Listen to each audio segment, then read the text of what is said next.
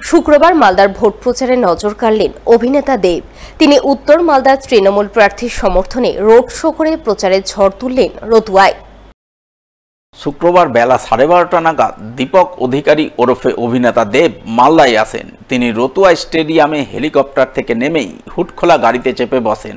এরপর উত্তর মালদার তৃণমূল প্রার্থী প্রসূন ব্যানার্জিকে পাশে নিয়ে রতুয়া স্টেডিয়াম এলাকা থেকে রোড শো শুরু করেন, যা রতুয়া স্ট্যান্ড চৌধুরী মোড় হয়ে পুনরায় রতুয়া স্টেডিয়ামে গিয়ে শেষ হয়।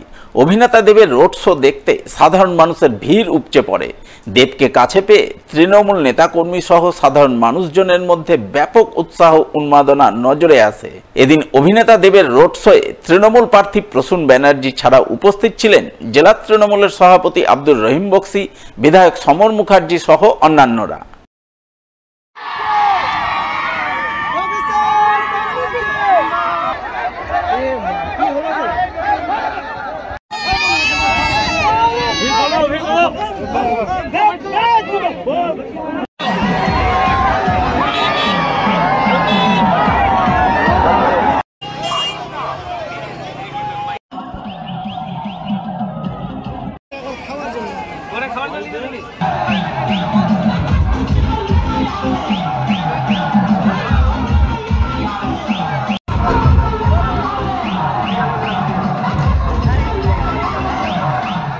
মালদার রতুয়া থেকে কলকাতা ফেরার সময় অভিনেতা দেবের হেলিকপ্টারে ধোঁয়া দেখতে পাওয়ার সঙ্গে সঙ্গেই পাইলট হেলিকপ্টারের জরুরি অবতরণ করলেন মালদা এয়ারপোর্টে।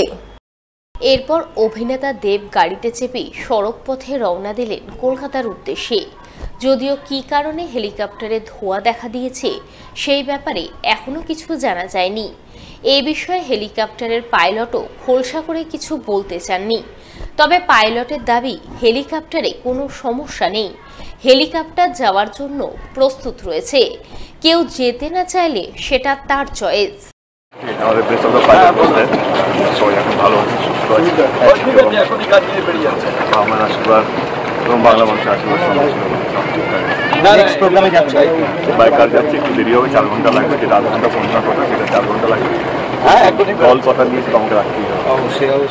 वो उनका चॉइस है, वो जैसे जाना चाहते हैं, उसमें हमारा कुछ नहीं है। हमारी तरफ से एयरक्राफ्ट रेडी है। हाँ ठीक है, हम लोग स्टार्ट कर। ठीक। अरे जस्ट कॉल कैप्टन महेश।